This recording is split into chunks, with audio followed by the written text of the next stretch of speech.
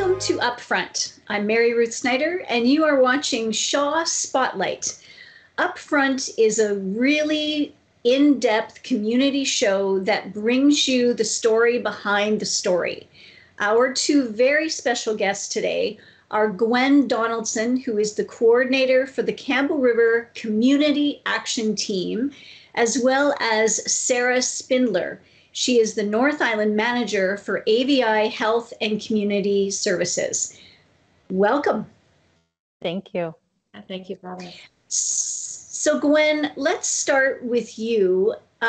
Explain a little bit about what it is you do.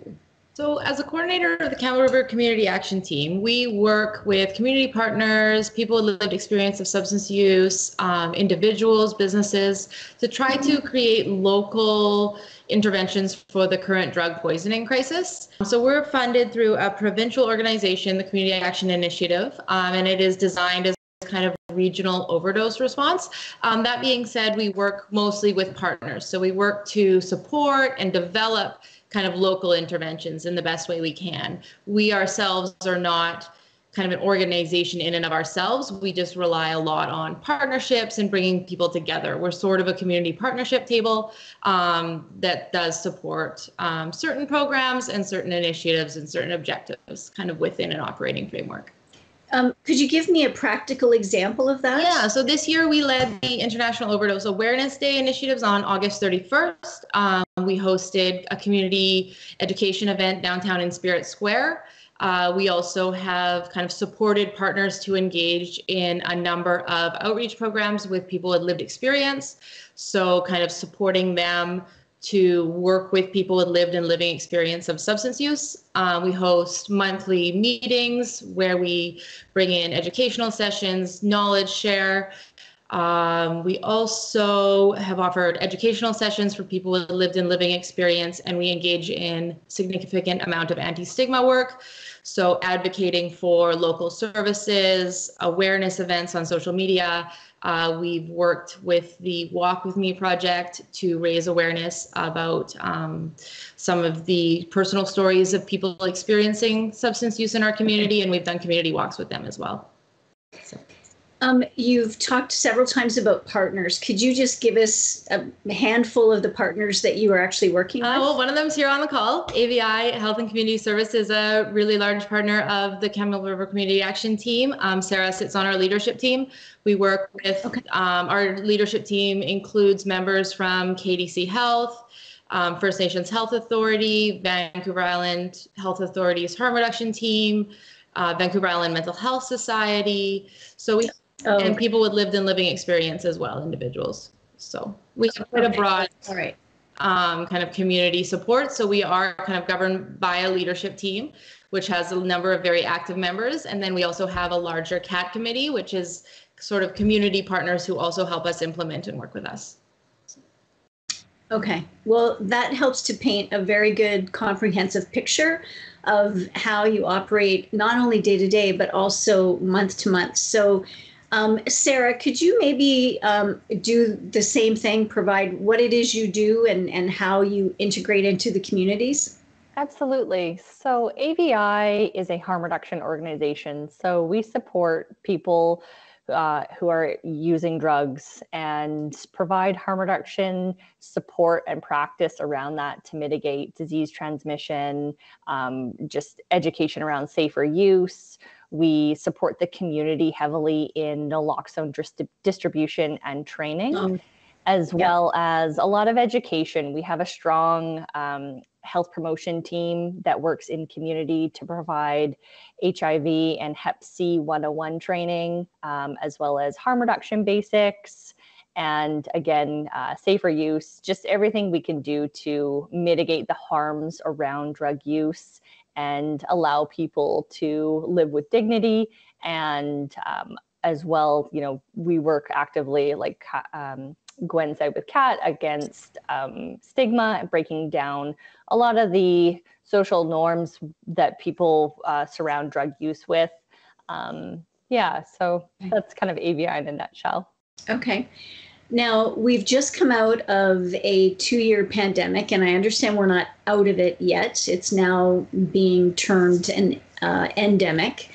But how has that affected what it is you do? Sarah, let's start with you.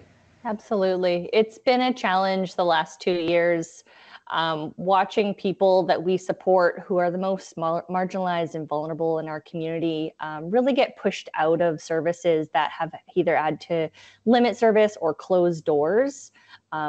We've been very grateful that we've been able to keep our doors open through the pandemic and really support people where they're at, continue our harm reduction model, and try to navigate best we can. People have really felt very pushed out to like further edges of society through this pandemic. And it has created huge risks, people using alone more often, risk of toxic drug poisoning increasing. And yeah, we're just trying to do everything we can to support those folks. Gwen, how have you seen the impact locally in Campbell River? Well, I think in Campbell River, there was a lot of services closing. There was also, I think, a lot of community spaces that were normally open where people could spend their time that were closed, which I think just led to more visibility and a lot more hardship for the population. And that is, COVID disrupted everybody's lives. And if you were already struggling before COVID, I think you're probably struggling more now. I know even under the very best of circumstances, most people have had heightened anxiety, heightened depression, heightened isolation. So if you were already experiencing trauma and hardship in your life, the pandemic has just been absolutely disastrous to kind of put that on top of everything else. So I think we do have a lot of kind of people that were just either like financially or emotionally just getting by before the pandemic, and now that has been exacerbated. I know in Campbell River we did see a large uptake in overdose fatalities last year. We did have 26 community members pass away this year from toxic drug supply, and we had been fairly stable before the pandemic.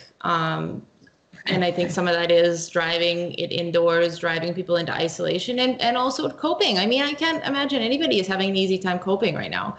I know I live under exceptionally, fortunate circumstances, and I'm struggling. So, I think the next question for me is, what has to come first? Do we need stable housing to provide the services, or do we need the services before we can move them into stable housing? Like, is there, and I understand that the drug crisis stretches to every sector and every possible example of a person. It could be someone in business, it could be somebody in industry, and it could also be the homeless population. But if we were to talk specifically for the moment about the homeless population that is struggling on the street, what is the best case scenario to help them move to a place of health and safety to move to the next step in their journey? I'll start with that one. It's really hard to quantify what each of those brings to a person who is living unhoused in terms of stabilizing their lives. So thinking about housing and services, it really has to be a combined approach. A person needs to feel safety, and housing provides that. And once you provide safety for a human, they are able to explore other areas of help that they might need. And that's where the services come in. So it's hard to say one over the other, but really a combined approach. Absolutely, we need more housing in our community to get those that are living on the streets a safe place, and a place that they can access services, and services can access where they're at. Right. That will truly, bring a person a big shift in their life and how they're able to navigate whatever they're dealing with, mental health issues, substance use issues. But yeah, a place of safety is really kind of the root of it, in my opinion. And Gwen, if we were to talk about the population other than the homeless population that are struggling with addiction issues and mental health issues, where do you even begin when you don't know that they're in a crisis or that they need help? Like if they're in their houses, and like, where do you even begin with that? I think a lot of times you begin with reducing stigma. Because if people feel ostracized or ashamed of their behaviors, they're never going to reach out to ask for help. And a lot of that starts in our culture and how we talk about substance use. I mean, we live in a society where alcohol use is incredibly normalized. We can happily post photos of ourselves drinking wine on Facebook, and we don't really have that same level of stigma. Whereas somebody who's using substances may not want to be associated with that, especially around the narratives that we have right now in our downtown core. There's a narrative being perpetuated of, substance use downtown and stuff. And if you're sitting in a house, you might not identify with that, but you may need the same supports. And you may be afraid or ashamed to go and access those supports because you hear how the narrative is being perpetuated in our community. And that will drive you to probably use alone and use in more dangerous ways. And we really need to reduce that stigma for substance use. I mean, we don't know how people came to use substances. I mean, one thing that's been mentioned is a lot of people started with workplace injuries, and they have a lot of pain in their lives, physical pain in their lives. And that's where a lot of this starts. And to hear kind of narratives of the downtown and these services, and to not identify with that, that stigma will be very harmful. We do know that over 50% of overdose deaths occur in private residences. So there is a huge population that is not speaking out. And I'm sorry to interrupt. That's a big number. That surprises me. 50%. Yep. So that's really kind of where we are. There's a number, and a lot of that is rooted in the stigma and the way we talk about substance use in our communities, and certain types of substance use, the way we talk about certain types of substance use in our communities. Yeah. So how should we talk about it? It's a tough one. I don't know. What do you think, Sarah? Yeah, I mean, I wish we could talk about substance use issues in the way we talk about physical injuries. I'm more than happy to talk about the ankle I twisted on the weekend, but I'm not going to share, something I feel a lot of judgment around that could be around drug use. I wish it was treated, and same with mental health issues. I wish we just treated them and spoke about them like medical issues, because that's what they are. They're healthcare issues. And yeah, we talk about having COVID and our experience with that. Why don't we talk about our experience with substance use and mental health? They're all challenges, and they all need to be brought to the larger conversation and be talked about openly with our friends, our family, our colleagues, our community at large, to really normalize that. And so that when a person has challenges, they can speak out and can ask for help and know that they won't be met with judgment and discrimination. Do you think it starts with the medical community? I think that that would help. The conversation is what I'm asking. So if the medical community were to change the tone of their conversation, and I'm not saying it's wrong, I'm just saying, is that where it needs to start to get rid of the stigma? That would be a strong place to start, because the medical community is so large, and at one point or other, we all interact with the medical community. Right. So that would be a strong force to shift those dialogues. But along with them, it's the community at large as well. Yeah. And also, I guess some of that is shifting how we view substance use too, shifting from a criminalization lens into a public health lens. So we're not looking at substance use as a criminalized thing. It really needs to move out of that sphere, and it needs to move into a public health sphere. It's a public health emergency, and we need to treat it as such. So where, maybe you have some insight as to where the current legislation is right now, because I know that there's been a number of efforts to decriminalize certain recreational drugs. And is there a movement afoot with all of the cats across Canada to continue that push to get those drugs decriminalized and onto the health docket instead? I think the biggest kind of place where that is kind of coming out of right now is Gord John's, NDP member Gord John's private member bill, C216. A lot of the cats on the island are engaged in kind of advocacy around that bill. And we obviously like to see that come through. That bill is pretty squarely focused on moving substance use out of a criminalization lens and into a public health kind of policy. Okay. Now, when it comes to somebody that is in need of help or support, what's their first line of defense, or what's the first phone call? I think that that's a challenging one that isn't obvious to many people, and probably less obvious to those who are using at home. I think, first defense that people have is they're probably going to think of calling 911, because usually when a person is ready to engage with help, they're in a moment of crisis, and 911 is often that call. You hope that they're met with the professionals at the hospital, such as the crisis staff, who are trained to deal with substance use issues and refer folks to detox and other pathways. But then I think of the folks that AVI supports, and when they're in that moment of change or seeking help, it's really hard. The resources are quite limited and have become more limited so during COVID. And even thinking about, in Campbell River, living in a more rural and remote context, access to service is so different in Campbell River versus places even like Victoria.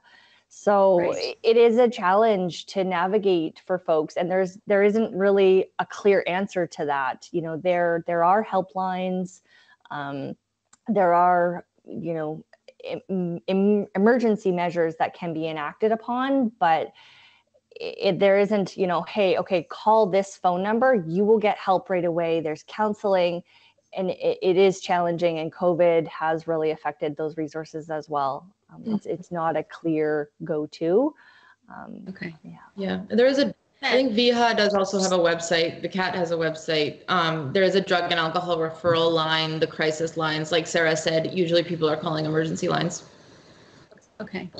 So, Gwen, I wanted to ask you about existing services within Campbell River right now and where you think they need to be as soon as possible. Well, I think we have existing services. We have a collection of existing services. We have really awesome harm reduction providers. We have an OPS space. I mean, if you live in Fort Hardy, Campbell River is your nearest OPS space. So what is OPS? That's the overdose prevention site.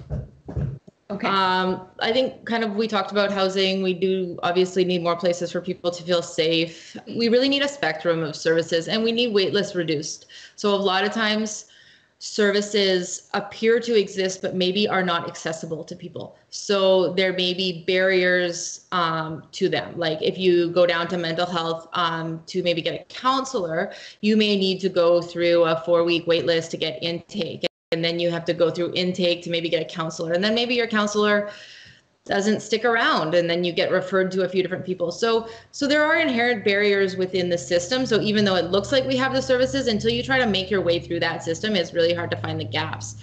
Personally, I know that's actually an area that I do find challenging because I've never worked my way through the substance use system. That's one of the reasons why we rely so heavily on people with lived and living experience. to tell us where these gaps are, because they're the ones who have worked their way through the system. We do know that we do need more medical detox facilities, social service detox. We probably need way more counselors than we have, more comprehensive treatment and recovery services. We definitely need a safe supply of drugs for people so that they are moving themselves off of the street supply. And we need all of this to be more accessible and more low barrier. I think the wait lists probably stem from the same issue that's plaguing every other industry across Canada, in that it's short-staffed. So there's dozens of positions in the medical field that are going unfilled because there's nobody to fill them. So it's unfortunate that it is having such a horrendous effect on the wait lists, and because when somebody's in crisis, they need something then. They don't need something in 4 weeks. So that's very unfortunate. So how are you dealing with that on the front lines when you know that those wait lists exist? Like, is there any way to support people through that 4-week wait or 6-week wait? It's very challenging. We often support folks who find themselves in a ready space to go to detox. And that's the first step in many steps of getting to treatment. And if their goal is sobriety or recovery. But the gaps that we support people in is, they go to detox, they go through that service, and they're now faced with a 2-month wait until they can get into treatment.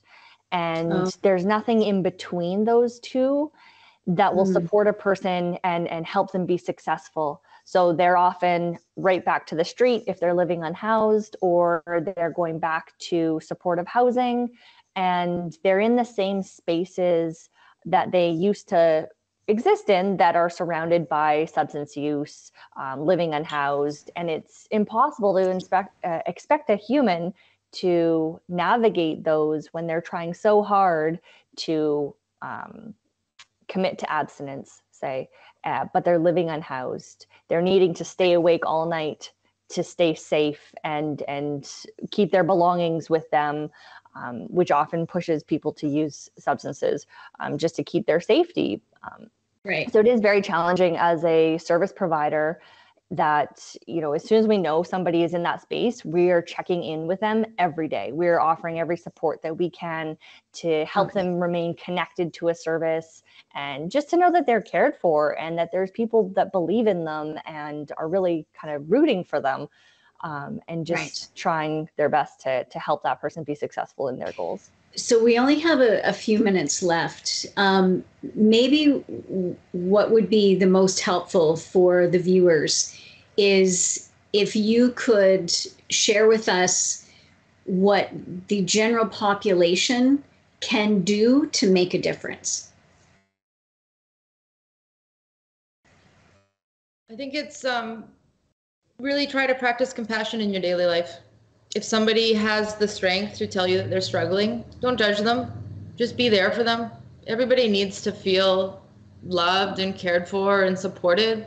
If you're downtown, you see some of the people downtown, smile at them. Most of the time they'll smile back. So just really carry peace and compassion with you. We don't know what people are struggling with anywhere. And to kind of carry that through and be kind. Right now, we really need kindness more than anything. And I mean, you can check out the website if you are worried about somebody in your life who's struggling, maybe look at some resources, just really try to be non-judgmental. And it's worth noting that we are in the 6th year of the toxic drug crisis. This has been declared an emergency for 6 years. We've only been going through COVID for 2 years. So, I mean, there's no it's not abating. So just be kind. Yeah. Okay. Sarah?